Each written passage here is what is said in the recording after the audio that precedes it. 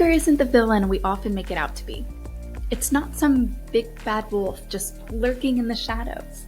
Instead, it's more like this itty-bitty messenger trying to tell us something important. In this episode of the Working Enneagram podcast, we're talking about how each Enneagram type experiences anger and how they can manage it. Let's dive in.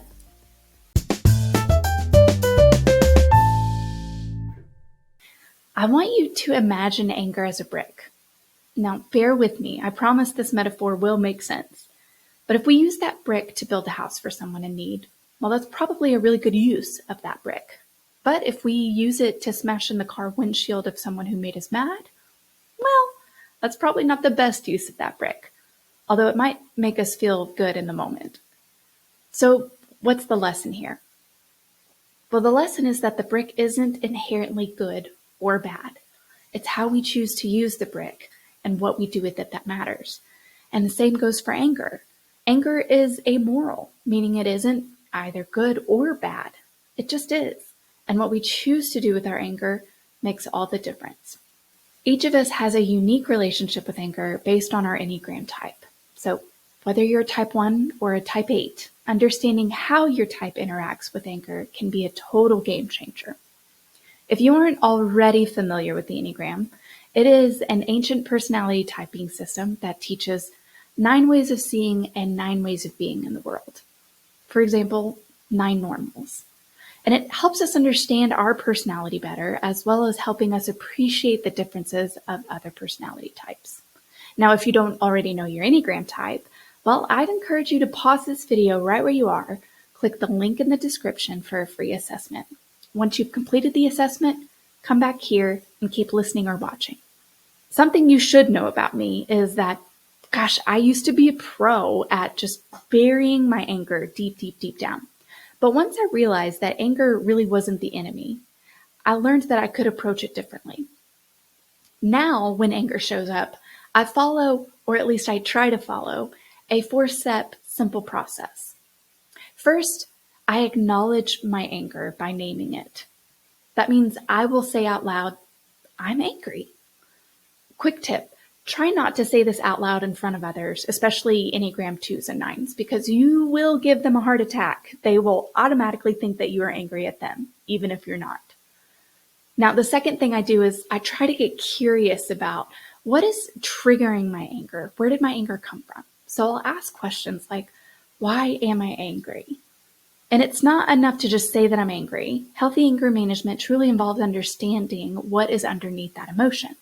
And then the third thing that I do is I push myself to dig a little bit deeper, just to uncover any underlying emotions. Research professor Brené Brown describes anger in her book, Atlas of the Heart, as a secondary emotion or an indicator emotion. This means that anger can sometimes cover or mask softer, more vulnerable emotions. Brené Brown explains it this way.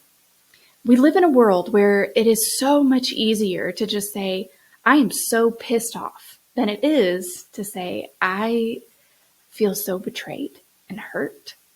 Quick plug for Brené's book. If you'd like to purchase the book, I have the link for you down in the description. I highly recommend it, especially if you are like me and not naturally attuned to your own emotions. So knowing that anger can sometimes mask these more painful emotions, like betrayal, embarrassment, shame, or guilt, this makes the digging deeper part of the process so important. Remember to stay curious and open-minded about the emotions that show up here. There are no positive outcomes when you're judging yourself for the emotions that you have. So once I've acknowledged my anger, gotten curious about it, and dug a little bit deeper, I'll then ask myself, now that I know what I'm feeling and why I'm feeling it, what constructive action do I want to take? Now, I want to make a helpful distinction here because I used to ask myself, okay, I'm mad, and now I know why I'm mad, so what do I want to do? And I found that wasn't always a helpful question because our brains are hardwired to answer the question that we ask. And sometimes the action I wanted to take, well, sometimes it was throwing that brick through someone's windshield. And so I think the questions that we ask ourselves really matter. And now I ask, what positive or constructive action do I want to take? And this Well, it challenges me to rise above the emotion and to choose an action that my future self would be proud of. Now, let's talk about a few healthy responses to anger. Instead of lashing out or bottling it up, there are a myriad of ways to approach anger in a healthy way. You can take a deep breath and count to 10. You can go for a walk or do your favorite physical activity. You can practice mindfulness, meditation, express your feelings through journaling, or even verbal processing with a friend. Now, odds are you've already tried some of these things on that list, and maybe some of these things worked for you, maybe some of them don't. Have you ever wondered why? Well, it's because anger shows up differently depending on your Enneagram type. And we each experience anger in a unique way. So as a result, we have a unique way of managing it. Type 1s will suppress their anger because they often view anger as a, quote, bad emotion. And things that typically elicit anger in ones are usually some form of unfairness, when somebody's cutting corners, or inefficiencies. And when that anger rises, the ones are going to push it down or try to balance it by fixing the problem that created their anger in the first place. So the best way for the type 1 to manage their anger is to practice serenity. And this means facing your control issues, type 1s, and developing discernment to let go of the things that you just cannot change. Easier said than done. Type 2s will also suppress their anger because they're worried it might make them less likable and therefore affect their relationships. And the things that typically make 2s angry are when they feel unappreciated or when others don't reciprocate their helpful efforts and when they are taken for granted. So this anger rises and 2s tend to push it and then tend to avoid the object of their anger until it subsides. The best way for 2s to manage their anger is to practice humility.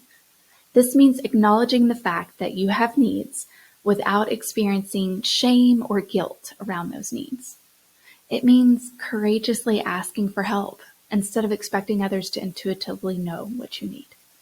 Now, 3s are going to deny their anger because they believe if they show anger, they will be perceived as weak or as a failure.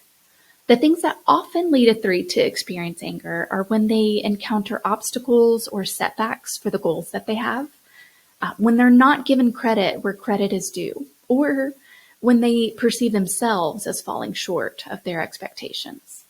And when anger shows up, 3s are going to ignore it and try to focus on their own achievements in hopes that their accomplishments will overpower their anger. So the best way for a 3 to manage their anger is to practice authenticity. This means acknowledging your vulnerabilities or your insecurities instead of presenting this polished and successful image to the world. It means sitting patiently with these uncomfortable feelings and letting go of the lie that your value is tied to your accomplishments. Unlike all other Enneagram types, 4s prefer to experience their anger. They're deeply attuned to their emotions, and anger is no exception. The things that tend to expand anger for a 4 is abandonment, being forced to conform, or feeling misunderstood.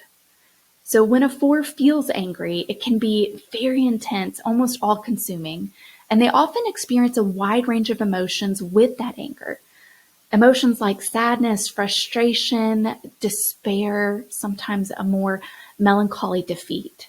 The best way for type 4s to manage their anger is to practice equanimity. This means observing your anger without becoming overwhelmed by it. And it means creating space between yourself and your anger so that you can observe it with clarity and remind yourself that anger is an emotion and no emotion is final. For Enneagram Type 5s, they're going to detach from their anger in order to connect with logic, reason, and understanding.